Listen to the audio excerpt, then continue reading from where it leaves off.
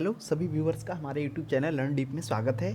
आज हम लोग इकोनॉमिक्स के नए अध्याय जिसमें उद्योग से रिलेटेड जो भी वस्तुनिष्ठ प्रश्न बच गया था उसका विस्तारपूर्वक हम लोग हल देखेंगे। इससे रिलेटेड हम लोगों ने 40 तक प्रश्नों का हल देख लिया था। उससे आगे आज हम लोग उस पर विशेष चर्चा करते हैं तथा उनसे एग्जाम में जो भी प्रश्न पूछा जाएगा उन सभी बिंदुओं पर हम लोग विस्तार से चर्चा करेंगे। तो आइए 40, इसके पहले हम लोगों ने 39 तक किया था। 40 से आइए देखते हैं। 40 में करा, 40 में करा, अप्रैल 1990 में आईडीबीआई के सहायक के रूप में निम्नलिखित में से किसकी स्थापना की गई? तो उसका सही जवाब हो जाएगा किसकी स्थापना की गई थी? भारतीय लघु एवं विकास बैंक का। आइए हम लोग थोड़ा सा जानते हैं आईडीबीआई क्या हुआ था। आईडीबीआई की स्थापना जो है यह भारतीय औद्योगिक विकास बैंक की स्थापना हम लोगों ने देखा था कि वह कब किया जाता है। वह 1964 ईस्वी में इसकी स्थापना किया जाता है और यह वित्त पोषित उद्योग के क्षेत्र में शीर्ष वित्त पोषित कंपनी के रूप में, बैंक के रूप में इसकी स्थापना की जाती है जो क्या करे, उद्योगों को दीर्घकालिक वित्त पोषण प्रदान करे। उसी के मद्देनजर रखते हुए यह आईडीबीआई की स्थापना 1964 ईस्वी में की जाती है जो दीर्घकालिक वित्त पोषण को बढ़ावा दिया जा सके उद्योगों को। उसके बाद क्या किया जाता है, आईडीबीआई के एक सहायक बैंक के रूप में क्या किया जाता है, इसकी स्थापना की जाती है। कब?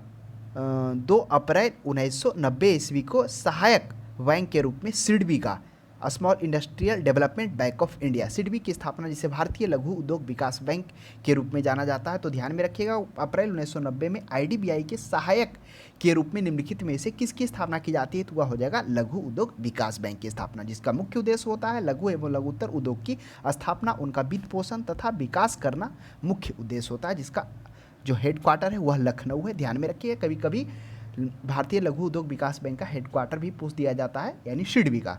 नेक्स्ट प्रश्न देखेंगे 41 में, कुछ समय पहले भारत सरकार ने व्हाइट गुड्स उद्योगों को लाइसेंस मुक्त करने का निर्णय लिया। व्हाइट्स गुड में सम्मिलित हैं। अब हम लोग जानेंगे व्हाइट्स गुड होता क्या है। देखिए, व्हाइट्स गुड्स का जो अर्थ है अलग अलग देशों में अलग अलग है। हालांकि हमारे देश भारत की बात की है तो व्हाइट्स गुड्स के अंतर्गत में घरेलू उपकरणों से जुड़े हुए जो भी आते हैं उन टुकड़ों को संदर्भित किया गया, जिसमें फ्रिज, वॉशिंग मशीन इत्यादि ये सभी चीज़ें हैं। तो पहला है स्टेनलेस स्टील एवं एल्युमिनियम के बर्तन, बिल्कुल नहीं। दूध एवं दुग्ध उत्पादन, बिल्कुल नहीं। प्रदर्शन उपभोग के लिए खरीदी गई वस्तुएं, यह हो जाएगा व्हाइट्स गुड्स के अंदर जो प्रदर्शन उपभोग के लिए खरीदी गई वस्तुएं। साबुन, डिटर्जेंट एवं अन्य उपभोक्ताएं के नहीं।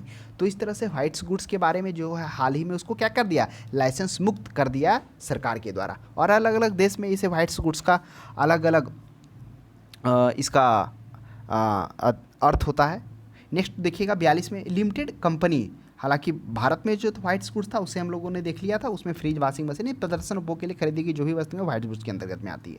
42 में देखेंगे, लिमिटेड कंपनी से अभिप्राय है। लिमिटेड कंपनी से अभिप्राय है क्या है, जिसमें शेयर होल्डरों का दायित्व उनकी चुकता पूंजी की सीमा तक होती है, जिसकी निश्चित शेयर निर्गमित किए जाते हैं, सरकारी स्वामित्व की कंपनी, पंजीकृत कंपनी। आइए हम लोग थोड़ा समझते हैं लिमिटेड कंपनी होता क्या है। देखिए, कंपनी जो होता है मुख्यतः 2 प्रकार के होते हैं, एक पब्लिक लिमिटेड कंपनी और एक प्राइवेट लिमिटेड कंपनी। तो जो प्राइवेट लिमिटेड कंपनी होती है वह कंपनी अधिनियम 2013 के तहत उसके कुछ टर्म एंड कंडीशन है, वही प्राइवेट लिमिटेड कंपनी कहलाएंगे, जिसमें पार्टनरशिप में मुख्यतः 2 और अधिक से अधिक 200 लोग होंगे। इसमें जो मिनिमम पूंजी निवेश होता है वह 1 लाख से स्टार्ट होता है, जबकि पब्लिक प्राइवेट कंपनी जो होती है उसमें क्या हो सकता है, मिनिमम 7 लोग से स्टार्ट होकर मैक्सिमम कितने भी लोग रह सकते हैं। इसकी जो मिनिमम पूंजी निवेश होती है वह 5 लाख से स्टार्ट होती है। तो यही अंतर है लिमिटेड कंपनी में। लिमिटेड कंपनी कहने का मतलब दूसरे अर्थों में आप समझ सकते हैं, जिसमें पूंजी, हिस्सेदारी आदि का कुछ विशिष्ट नियमों या सीमाओं के अंदर में रखी जाती है। तो उसमें वही हो जाता है लिमिटेड कंपनी, यानी जिसमें शेयर होल्डरों का दायित्व उनकी चुकता पूंजी की सीमा तक सीमित हो, वही लिमिटेड कंपनी के अंतर्गत में आता है। तो ध्यान में रखिएगा। नेक्स्ट क्वेश्चन देखिए 43 में, सूर्योदय उद्योग से क्या तात्पर्य है। अब हम लोग जानेंगे सूर्योदय उद्योग क्या होता है। ये जो सूर्योदय उद्योग है इसके अंतर्गत में क्या है, वैसे उद्योग जो अपनी प्रारंभिक अवस्था में हो लेकिन तीव्र गति से बढ़ रहा हो। खासकर इस सूर्योदय उद्योग के अंतर्गत में उच्च विकास दर, कई स्टार्टअप और उद्यम पूंजी वित्त पोषण को इसमें रखा गया, जिसमें कंप्यूटर, दूरसंचार और माइक्रो इलेक्ट्रॉनिक्स के उद्योग, ये सभी सूर्योदय उद्योग के से अंतर्गत में आते हैं। तो ध्यान में रखिएगा, सनराइज इंडस्ट्री के अंतर्गत में वे सभी उद्योग जो अपनी प्रारंभिक अवस्था में है लेकिन बहुत तीव्र गति से बढ़ रहे हों। इसके अंतर्गत में कई स्टार्टअप उद्यम पूंजी वित्त पोषण के लिए एक बहुतायत की विशेषता होती है, जिसमें कंप्यूटर, दूरसंचार और इलेक्ट्रॉनिक्स उद्योग आते हैं। नेक्स्ट क्वेश्चन देखिए 44 में कह रहा है निम्नलिखित में से कौन सा फुटलूज उद्योग है। तो आइए हम लोग अब जानते हैं कि फुटलूज उद्योग क्या होता है। अगर आप ये समझ गए तो इस प्रश्न का सही जवाब आप दे पाएंगे। फुटलूज उद्योग के अंतर्गत में वे आते हैं, यानी ऐसे उद्योग को कहा जाता है जिनकी अवस्थिति पर कच्चे माल के स्रोत से दूरी पर कोई भी उसका असर नहीं पड़ता, यानी कच्चे माल का जो डिस्टेंस होता है उसकी दूरी पर इस पर कोई असर नहीं पड़ता है, वही फुटलूज उद्योग के अंतर्गत में आते हैं। यानी आप कह सकते हैं ऐसे अधिकतर उद्योग कहीं भी स्थापित किए जा सकते हैं जिन्हें कच्चे माल के स्रोत के समीप लाने की अनिवार्यता नहीं होती है, यानी यह जरूरी नहीं है कि वह जहाँ पर कच्चा माल उपलब्ध। तो ज़्यादातर क्या होता है, जितने भी इंडस्ट्रीज होते हैं, अगर आप भारत में पुर्तगालियों का आगमन से लेकर दिया जाए, जिस तरह से औद्योगिक होड़ मचा हुआ था, तो वहाँ पर आप देखेंगे कि जहाँ पे कच्चे माल तथा मजदूरों की आवश्यकता अत्यधिक थी, मतलब पर्याप्त मात्रा में मिल रहे थे, वहाँ पर उद्योग की स्थापना की गई। लेकिन फुटलूज उद्योग के अंतर्गत में यह जरूरी नहीं होता है कि जहाँ पर कच्चे माल हो वहीं पर हो, यानी इसमें दूरी का कोई असर नहीं होता है। तो यह जरूरी नहीं होता है कि कच्चे माल का जहाँ स्रोत हो वहीं पर क्या हो, उन्हें स्थापित करने के लिए अनिवार्य किया जा सके। तो वह हो जाएगा, उसके अंतर्गत में कौन आ जाते हैं, वह सॉफ्टवेयर से रिलेटेड जो भी हैं वह फुटलूज उद्योग के अंतर्गत में आ जाते हैं। नेक्स्ट प्रश्न देखिएगा 45 में, निवेश की दृष्टि से भारतीय अर्थव्यवस्था का निम्नलिखित में से सबसे बड़ा उद्योग कौन सा है। कह रहा निवेश की दृष्टि से, अब देखिए वह हो जाएगा लौह इस्पात उद्योग। क्यों होगा, क्योंकि लौह उद्योग जो है वह आधुनिक उद्योग का क्या कहा जाता है, मेरुदंड इसलिए कहा जाता है क्योंकि भारतीय उद्योग का लगभग सभी क्षेत्र अपने मूलभूत और आधारभूत अवसंरचना के लिए मुख्य रूप से लौह इस्पात उद्योग पर ही निर्भर रहते हैं। इसीलिए प्रायः इसे उद्योग का मेरुदंड कहा जाता है, क्योंकि लौह उद्योग के आधारभूत उद्योग भी कहा जाता है, क्योंकि जो अन्य उद्योग होते हैं जिसमें मशीन औजार के लिए कच्चा माल प्रदान कौन करता है, यह लौह इस्पात उद्योग ही करता है। तो अर्थव्यवस्था में कौन सबसे बड़ा उद्योग है निवेश की दृष्टि से, वह हो जाएगा लौह इस्पात उद्योग, क्योंकि यह लौह इस्पात उद्योग क्या है, यह आधुनिक उद्योग का मेरुदंड भी कहा जाता है, तथा यह क्या है, जो लौह इस्पात उद्योग आधारभूत उद्योग भी है। क्योंकि आधारभूत उद्योग इसलिए क्योंकि अन्य उद्योगों की स्थापना जब होती है तो उसके लिए औजार और मशीन की जो आवश्यकता होती है मुख्य रूप से लौह इस्पात उद्योग पर ही निर्भर होते हैं। 46 में देखिएगा राउरकेला इस्पात संयंत्र की स्थापना कब हुई थी। तो राउरकेला, अब देखिए राउरकेला ये है कहाँ, राउरकेला यह है उड़ीसा में है।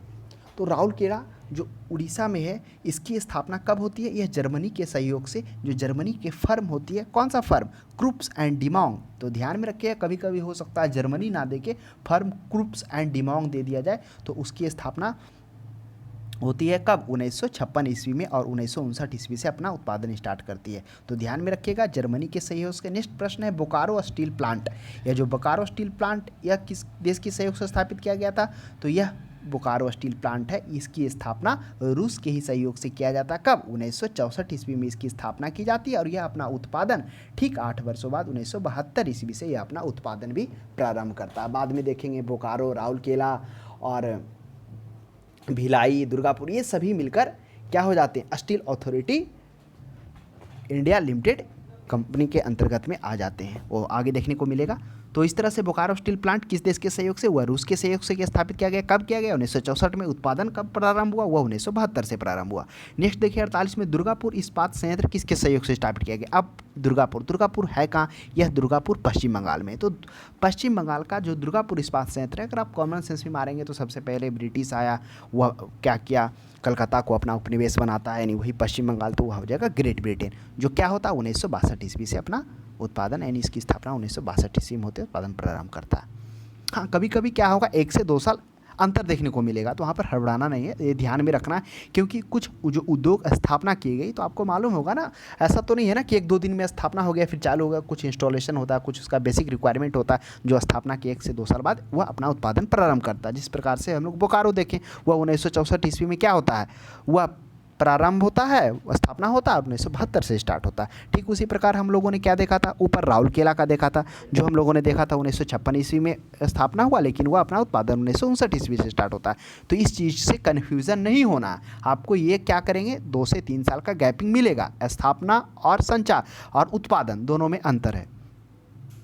नेक्स्ट देखिए 49 में steel authority of India limited की स्थापना कब हुई। आइए अब हम लोग सेल के बारे में जानते हैं। यही है SAIL, steel authority of India. तो स्टील अथॉरिटी ऑफ इंडिया की स्थापना 5 एकीकृत इस्पात संयंत्र और 3 विशेष इस्पात संयंत्र के सहयोग से इसकी स्थापना की जाती है। 5 एकीकृत इस्पात संयंत्र कौन कौन है, पहला हम लोग देखेंगे राउरकेला, दूसरा हो गया दुर्गापुर, तीसरा हो गया कौन हो गया, ये हो गया ये भिलाई जो छत्तीसगढ़ में है। भिलाई यह किसके सहयोग से इसका स्थापना हुआ था, यह भिलाई हुआ था, यह रूस के सहयोग से हुआ था, 1956 ईस्वी में हुआ था, तो ध्यान में रखेंगे। उसके बाद बोकारो और कौन हो गया, एक और बच गया जिसमें इसको, ये 5 मिलकर क्या हो गया 5 एकीकृत कंपनी, ये वही इसको जो IISCO Indian iron steel company, जिसकी स्थापना 1918 ईस्वी में हम लोगों ने देखा था कि क्या हुआ था, एक कुल्टी में और दूसरा बर्नपुरा में स्थापना किया जाता है।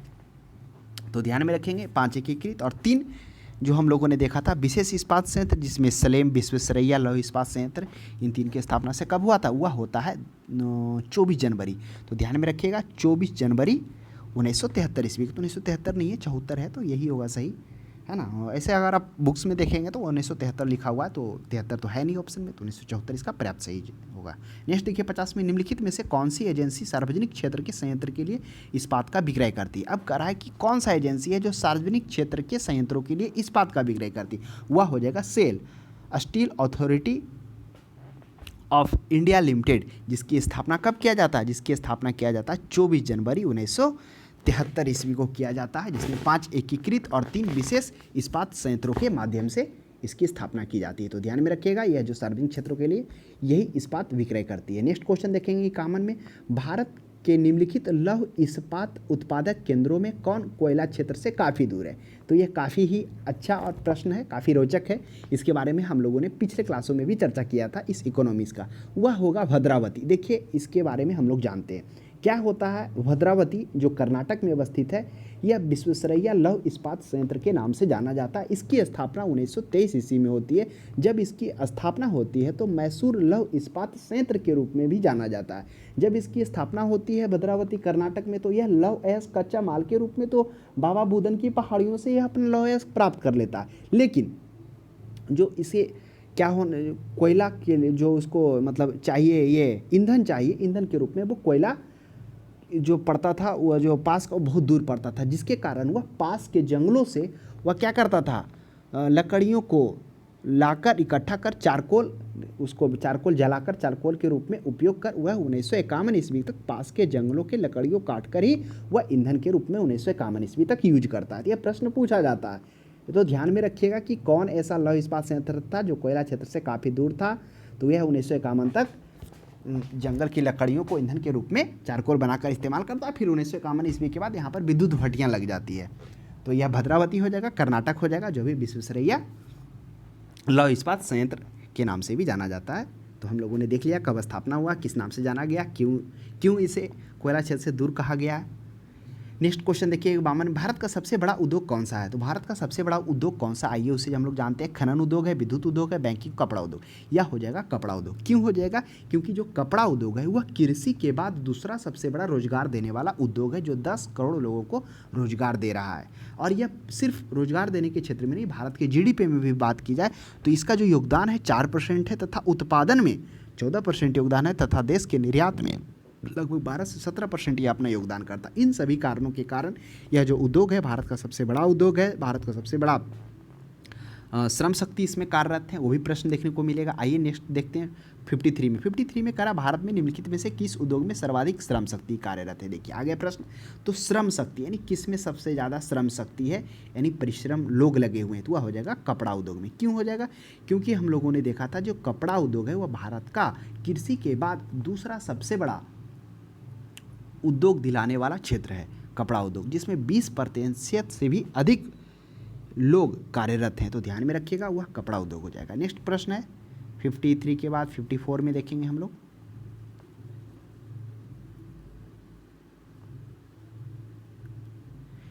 फिफ्टी फोर में करा शुद्ध विदेशी मुद्रा उपार्जन, ये जो शुद्ध विदेशी मुद्रा उपार्जन में सर्वाधिक योगदान किस उद्योग का है? तो करा देखिए हम लोग पहले समझिए शुद्ध विदेशी मुद्रा तक तो आप लोग समझ रहे हैं। उपार्जन का मतलब होता है अर्निंग यानी कमाई। तो शुद्ध विदेशी मुद्रा का जो कमाई है वह सर्वाधिक योगदान किस उद्योग का है? किसमें सबसे अधिक उसका शुद्ध रूप से विदेशी मुद्रा का कमाई होता है? कपड़ा उद्योग में, हस्तशिल्प उद्योग में, आभूषण उद्योग में, विनिर्माण उद्योग में। वह हो जाएगा सही जवाब कपड़ा उद्योग में। क्यों होगा?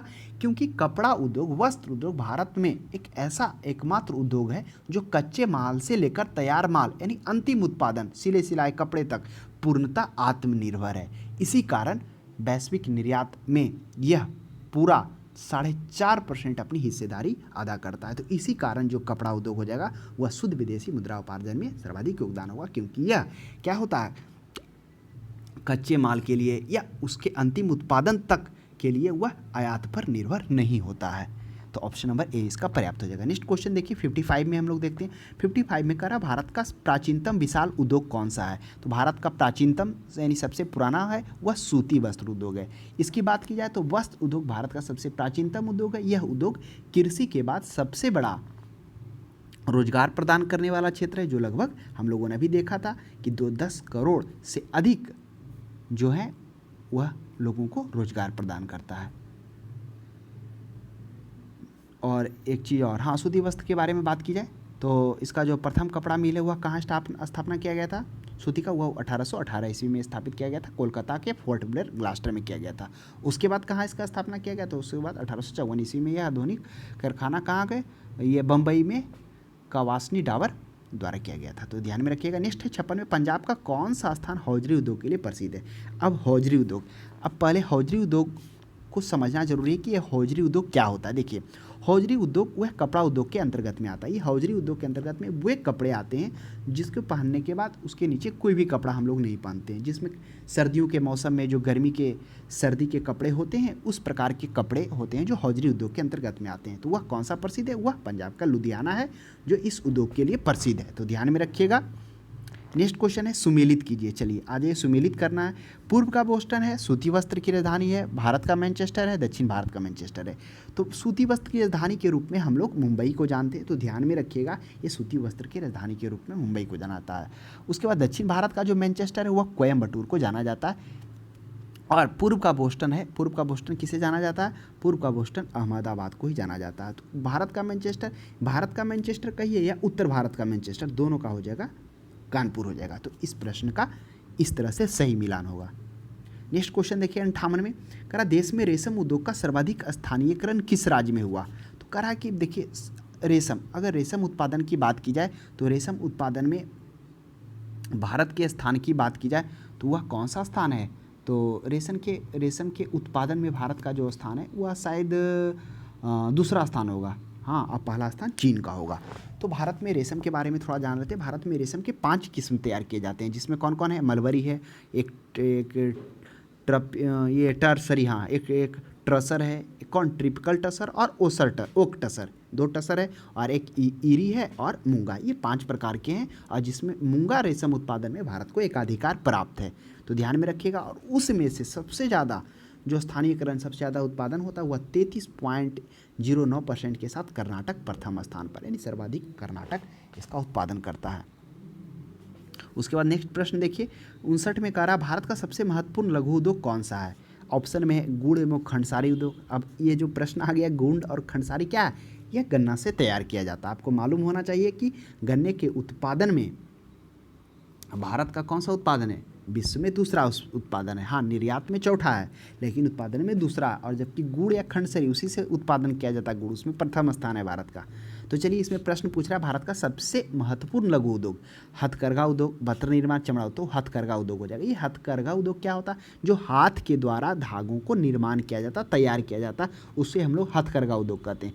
यह उद्योग हथकरघा क्षेत्र में अधिक श्रमिकों की आवश्यकता होती है एवं अर्धकुशल श्रमिकों को रोजगार इसमें प्रदान हो जाता है और साथ ही पूंजी की भी कम आवश्यकता पड़ती है। इसके कारण इस क्षेत्र में ज़्यादा लोग कार्यरत भी हैं। तो सबसे महत्वपूर्ण लघु उद्योग वो हथकरघा उद्योग हो जाएगा। क्यों? क्योंकि इसमें अर्धकुशल श्रमिकों को भी उद्योग रोजगार प्राप्त हो जाता है। नेक्स्ट क्वेश्चन देखिए 60 में, किस क्षेत्र में सहकारी इकाइयों ने तीव्र गति से विकास किया है?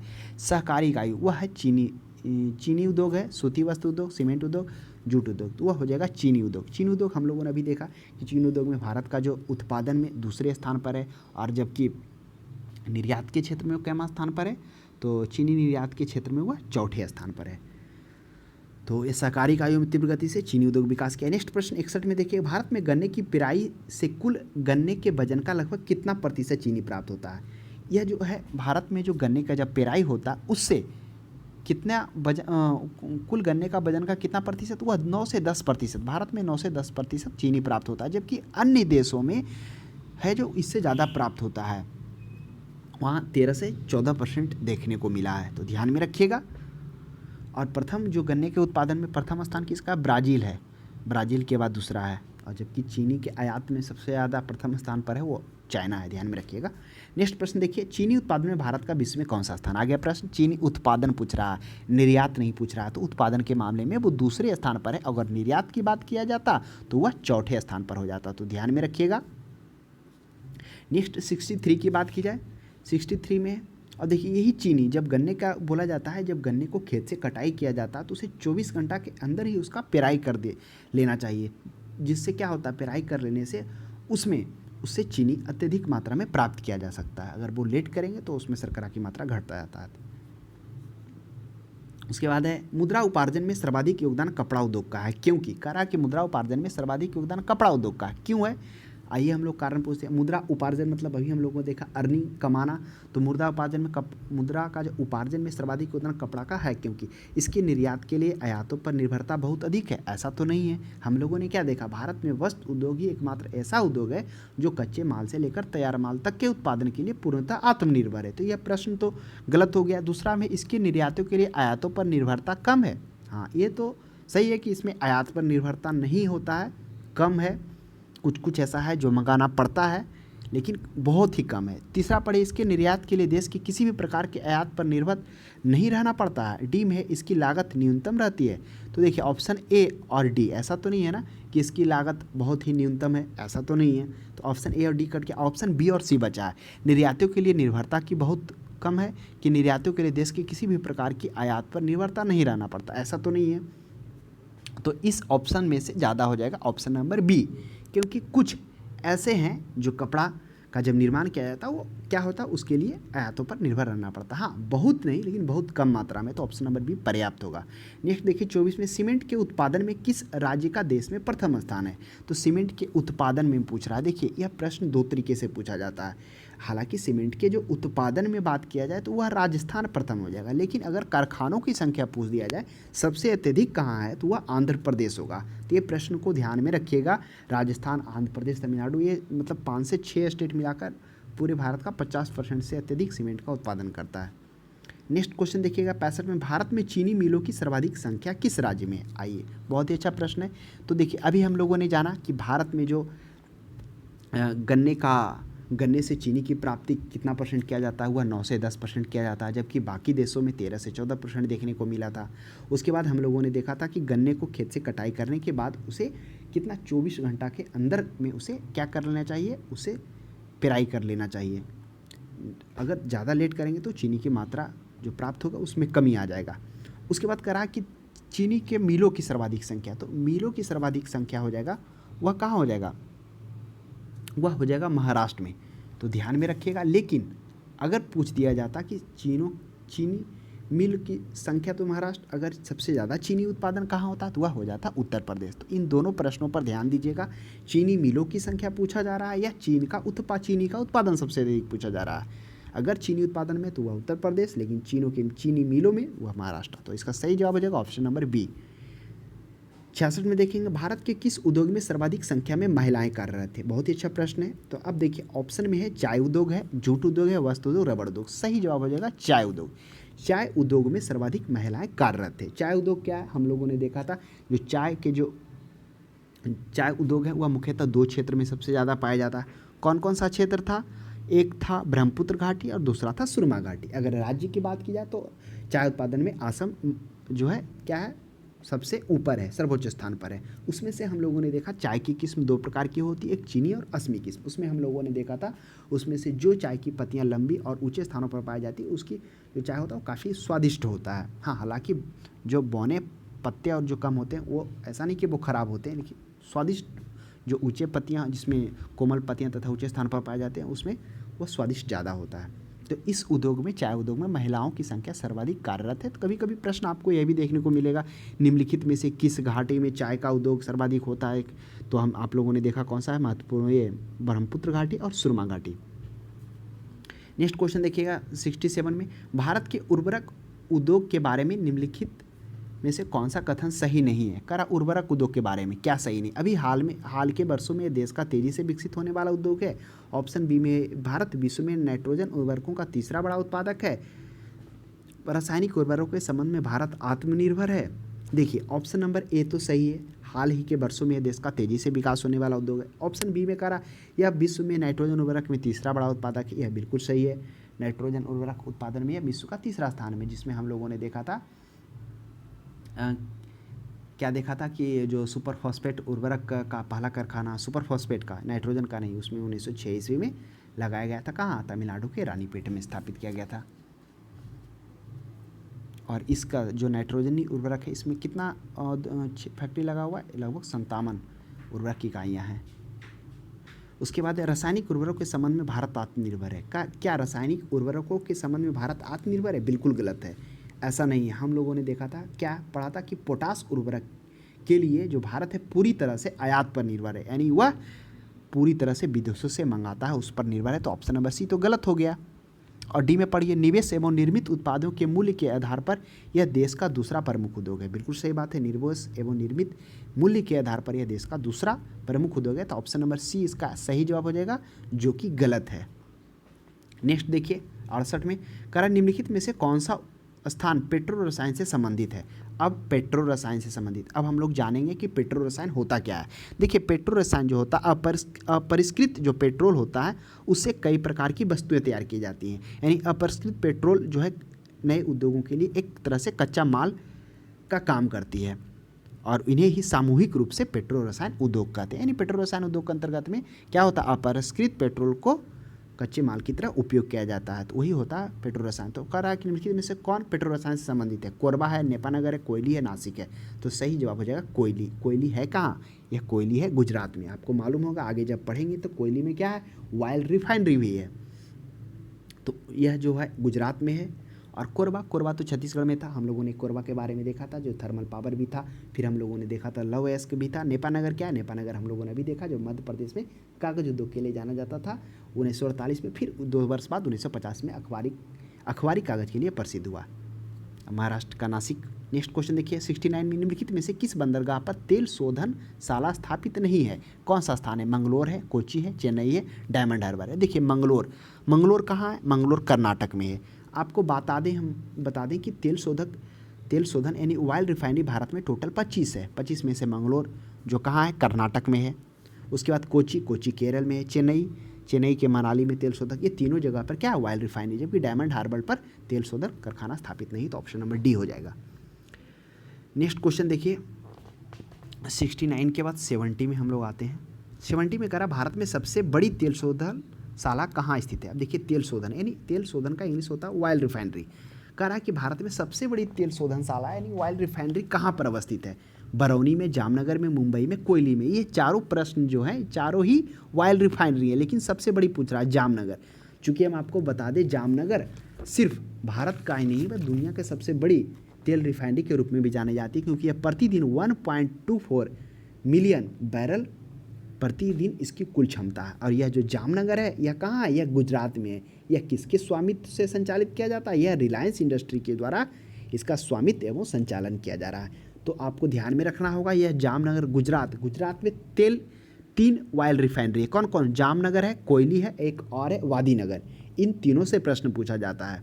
कोयली है, कभी पूछ दिया जाएगा कोयली जो है किसके द्वारा यह संचालन स्वचालित किया जा रहा है? तो कोयली है जो यहाँ पर इंडियन ऑयल कॉरपोरेशन लिमिटेड के द्वारा। जामनगर वाला कौन कर रहा है, जो भारत का सबसे बड़ा तेल शोधनशाला है, वह ये रिलायंस इंडस्ट्री के द्वारा। और वादीनगर जो आगे हम लोग देखेंगे, वादीनगर कौन कर रहा है, यह हो जाएगा वादीनगर वाला इसार ऑयल। आगे चर्चा इसकी करेंगे हम लोग। नेक्स्ट देखिए 71 में भारत में तेल शोधक कारखाने बहुधा बृहत बंदरगाहों के समीप संस्थापित किया गया। तो भारत में तेल शोधन कारखाने बहुधा बृहत बंदरगाह के समीप स्थापित किया गया। क्यों स्थापित किया गया?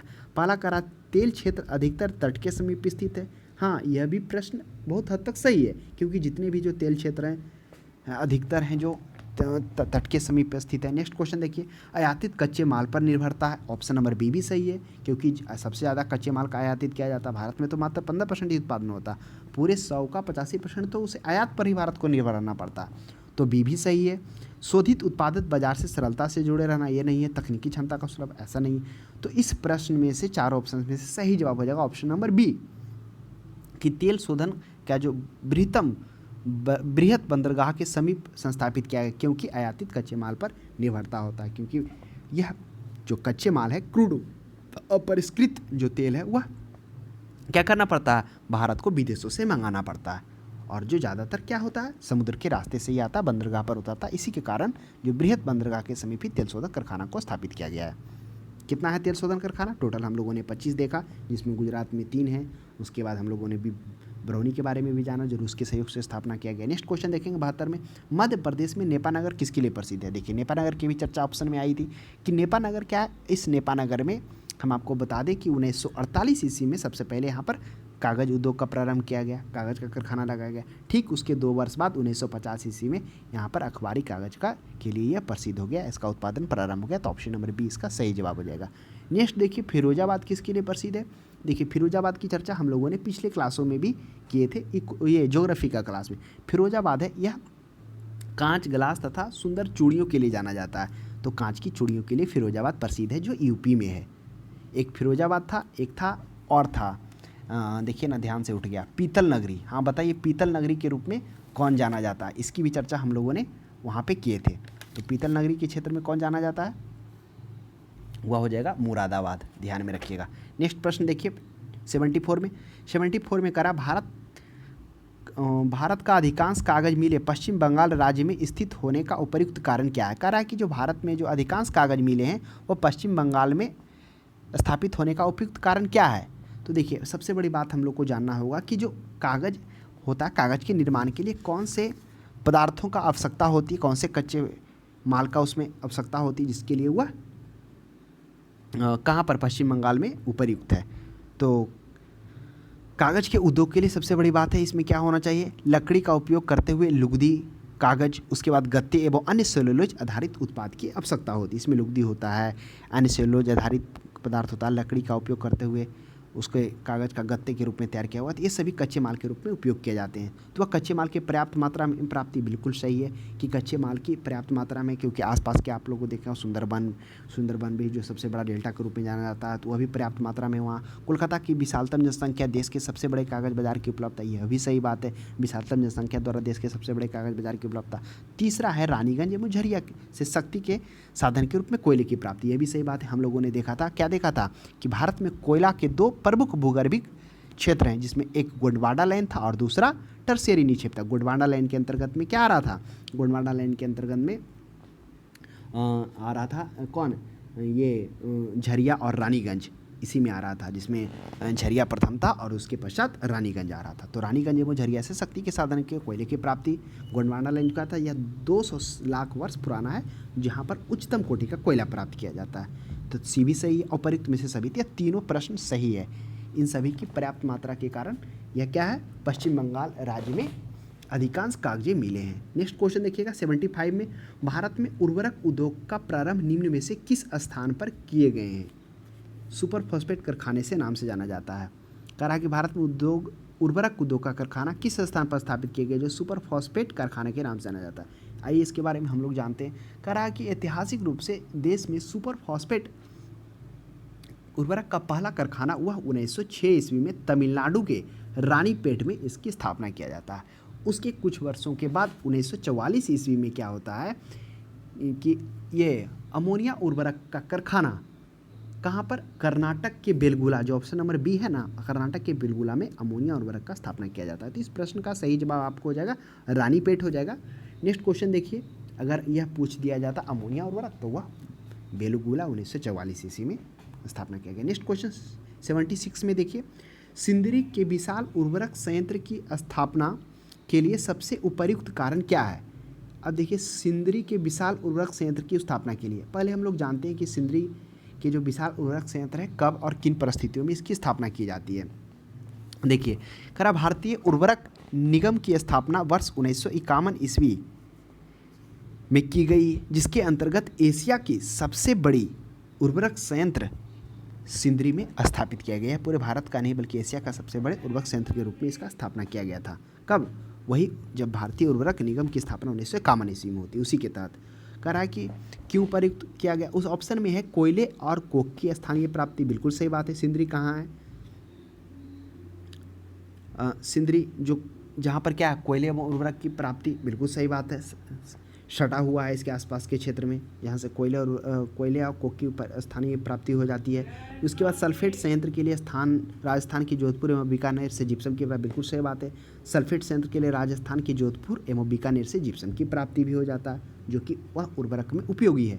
समीपवर्ती दामोदर नदी से जल की सुलभता थी। यह तीनों पर्याप्तता होने के कारण, इन सभी के कारण सिंदरी के विशाल उर्वरक संयंत्र की स्थापना सबसे उपयुक्त माना जाता है। क्योंकि एक चीज़ जान लीजिए, जितने भी उद्योग स्थापना किए जाते हैं वहाँ पर दो चीज़ को ध्यान में रखा जाता है। पहला, कच्चे माल की उपलब्धता, और दूसरा, श्रमिक को आवश्यकता। 77 में देखिए, निम्नलिखित में से कौन तेल शोधनशाला खनिज तेल क्षेत्र के समीप ही स्थापित की गई? विशाखापट्टनम, बरौनी, नूनी माटी और मथुरा। निम्नलिखित में से कौन तेल शोधनशाला? तो अब देखिए, जो है वह तेल क्षेत्र, खनिज तेल क्षेत्र के समीप, वह हो जाएगा नूनी माटी। यह मात्र एक नूनी माटी तेल शोधनशाला है जो खनिज तेल क्षेत्र के समीप स्थापित किया गया। नूनी माटी है कहाँ? यह गुवाहाटी में है। विशाखापट्टनम कहाँ? आंध्र प्रदेश में। बरौनी बिहार में। मथुरा कहाँ है? मथुरा हम लोगों ने देखा था, यह यूपी में। नेक्स्ट क्वेश्चन देखिए 78 में, भारत में कागज उद्योग का प्रथम सफल कारखाना 1870 ईस्वी में निम्न में से किस स्थान पर लगाया गया? तो आइए हम लोग जानते हैं कागज उद्योग के बारे में कि कब और किन परिस्थितियों में कागज उद्योग का स्थापना किया था। तो 1870 से पहले भी कागज उद्योग का प्रारंभ 1832 ईस्वी में किया जाता है। तो 1832 ईस्वी में पश्चिम बंगाल के जो श्रीरामपुर है वहाँ पर क्या किया जाता है? कागज उद्योग का स्थापना किया जाता है, लेकिन यह सफल नहीं हो पाता है, चल नहीं पाता है, जिसके कारण फिर दोबारा 1870 ईस्वी में कोलकाता के ही बालीगंज में इसकी स्थापना की जाती है। तो सही जवाब क्या हो जाएगा? बालीगंज हो जाएगा, यही है, कोलकाता के निकट है। नेक्स्ट क्वेश्चन देखिए 79 में, इसार वायल द्वारा तेल रिफाइनरी की स्थापना कहाँ की गई? देखिए, बहुत ही अच्छा प्रश्न है। वह हाजीरा है, दहेज है, कोझिकोड है, वादीनगर है। तो इरेजर वायल के द्वारा तेल रिफाइनरी की स्थापना हुआ वादीनगर किया जाता है। यह वादीनगर कहाँ है? गुजरात में, जिसकी चर्चा हम लोग ऊपर नहीं किए थे कि गुजरात में 3 है, तीनों से प्रश्न पूछा जाता है। कौन कौन है? पहला जामनगर, जो भारत का सबसे बड़ा तेल रिफाइनरी है। दूसरा हम लोगों ने देखा था कोयली, जो भी गुजरात में है, जो इंडियन ऑयल कॉर्पोरेशन लिमिटेड के अंतर्गत में है। जामनगर कौन है? रिलायंस इंडस्ट्री के अंतर्गत में। और तीसरा वादीनगर, जो किसके स्वामित्व से संचालन होता है? यह इसार वायल के द्वारा, इसी के द्वारा यह क्या कहता है? इसका स्वामित्व और संचालन इसार वायल के द्वारा किया था। तो ऑप्शन नंबर डी हो जाएगा, वादीनगर, जो गुजरात में। नेक्स्ट देखिएगा, अशोक लीलैंड नाम से ट्रकों के उत्पादन किस औद्योगिक घराने द्वारा किया जा रहा है? देखिए, अशोक लीलैंड यह क्या है? अशोक लीलैंड यह ऑटोमोबाइल क्षेत्र की कंपनी है, जिसका मुख्यालय कहाँ है? चेन्नई है। सन 1948 ईस्वी में इसकी क्या की जाती है? इसकी स्थापना की जाती है, और इसकी स्थापना कौन करते हैं? यह रघुनंदन शरण के द्वारा की जाती है। यह भारत की दूसरी सबसे बड़ी कॉमर्शियल वाहन बनाने वाली कंपनी है। आपको हम बता दें कि बसें के निर्माण में विश्व का 4था स्थान प्राप्त किए हुए, तथा विश्व के 16 ट्रक निर्माण कंपनियों में से एक है। अशोक लीलैंड कंपनी का भी नाम आता है। तो यह हिंदुजा औद्योगिक घराने से संबंध रखता है। ऑप्शन नंबर डी हो जाएगा। नेक्स्ट क्वेश्चन 81 में देखिएगा, निम्नलिखित में से कौन सा राज्य औद्योगिक दृष्टि से अग्रणी है? ऑप्शन में है पश्चिम बंगाल, बी में है उड़ीसा, सी में है महाराष्ट्र और डी में मध्य प्रदेश। तो कौन सा राज्य औद्योगिक दृष्टि से अग्रणी हुआ? हो जाएगा महाराष्ट्र। महाराष्ट्र जो है वह औद्योगिक दृष्टि से महत्वपूर्ण है। नेक्स्ट क्वेश्चन देखिएगा 82 में, पेट्रो रसायन के उत्पादन में सबसे बड़ा केंद्र कहाँ पर स्थित है? अब देखिए, पेट्रो रसायन हम लोगों ने अभी देखा था कि पेट्रो रसायन क्या होता है। पेट्रो रसायन वे उद्योग हैं जो क्या करते हैं, जो कच्चे माल के रूप में अपरिष्कृत पेट्रोल का प्रयोग करते हैं, यानी उनके लिए वो उन नए उद्योगों के लिए कच्चा माल के रूप में अपरिष्कृत जो ऑयल होते हैं, तेल होते हैं, वो उसके लिए काम करते हैं। तो ये सबसे बड़ा केंद्र कहाँ, आप बताइए। जामनगर है, अंकलेश्वर है, नूनी माटी है, ट्राम्बे। अब स्वाभाविक सी बात है, जहाँ पर सबसे बड़ा तेल रिफाइनरी होगा वहीं पर अपरिष्कृत ऑयल भी पेट्रो रसायन से सबसे ज़्यादा प्राप्त होगा, तो जामनगर हो जाएगा, क्योंकि जामनगर क्या है, यह भारत का सबसे बड़ा तेल शोधन शाला भी है। और पेट्रो रसायन में हम लोगों ने क्या देखा कि पेट्रो रसायन के अंतर्गत में क्या होते हैं, पेट्रोल के कई प्रकार की वस्तुएं तैयार की जाती है, जिसमें मुख्यतः 4 उपवर्गों में इसको बांटा गया। पहला उपवर्ग में पॉलीमर, उसके बाद सिंथेटिक, उसके बाद क्या था कोलेस्टोमेरल, उसके बाद पृष्ठशंकरणी, ये 4 भागों में इसमें उपयोग किया था, जिसमें अपरिष्कृत जो तेल होते हैं उसका उपयोग किया जाता है। नेक्स्ट क्वेश्चन देखिएगा 83 में, इको मार्क किसी उत्पाद पर दिए गए इस प्रमाणन का चिन्ह होता है कि वह उत्पाद किफ़ायती कीमत वाला है, पर्यावरणीय दृष्टि से अनुकूल है, नष्ट होने वाला नहीं है, अच्छी किस्म का है। इको मार्क किसी उत्पाद पर दिए गए इस प्रमाणन का चिन्ह होता है कि वह उत्पाद क्या है, किफ़ायती कीमत वाला है, कि पर्यावरणीय दृष्टि से अनुकूल है, कि नष्ट होने वाला नहीं है, कि अच्छी किस्म का है। तो वह दिखाता है पर्यावरणीय दृष्टि से अनुकूल। देखिए इको मार्क क्या है, यह जो इको मार्क है उत्पादन और खपत वहन का पर्यावरण के लिए सम्मानजनक एक मार्क है। इसका मतलब है कि उत्पाद उद्योग, कपड़ा, रासायनिक उत्पादों में प्राकृतिक चयन, स्वास्थ्य और पारिस्थितिकी उत्पादकों के लिए वह उपयुक्त है, यही इको मार्क दर्शाता है। तो ऑप्शन नंबर भी पर्यावरण दृष्टि से अनुकूल है, वह दिखाता है। नेक्स्ट है 84 में, बोगाईगांव रिफाइनरी कब किस तेल शोधक संस्था का अनुषंगी इकाई बन गया। अब देखिए पहले हम लोग जानेंगे कि बोगाईगांव रिफाइनरी है कहाँ। तो बोगाईगांव जो ऑयल रिफाइनरी है यह कहाँ है, यह असम में है। तो ध्यान में रखिएगा, प्रश्न हो सकता है यह भी पूछ दिया जाए कि बोगाईगांव रिफाइनरी कहाँ है, तो वह असम में है। वह 25 जो तेल ऑयल रिफाइनरी था उसमें से एक है बोगाईगांव रिफाइनरी। यह जो है यह किसके द्वारा, यह अनुषंगी संस्था है इंडियन ऑयल कॉरपोरेशन लिमिटेड के द्वारा इसका संचालन होता है। तो ध्यान में रखिएगा, यही स्वामित्व और इसका संचालन है। जिस तरह से हम लोगों ने ये देखा था कि वादीनगर का जो है वह किसके द्वारा वह संचालन किया जाता, स्वामित्व, वह एसआर ऑयल के द्वारा। उसी प्रकार जामनगर का कौन था, रिलायंस इंडस्ट्री के द्वारा। कोयली जो गुजरात में, उसका कौन था, वह इंडियन ऑयल कॉरपोरेशन। ठीक उसी प्रकार बोगाईगांव रिफाइनरी है, तेल शोधक संस्थान अनुषंगी संस्थान क्या है, Indian oil corporation limited. Next प्रश्न देखेंगे हम लोग 85 में, वाइल एक उपक्रम है जो संलग्न है। देखिए वाइल है क्या, वाइल जो है इसका फुल फॉर्म होता है वाइल इंडिया लिमिटेड।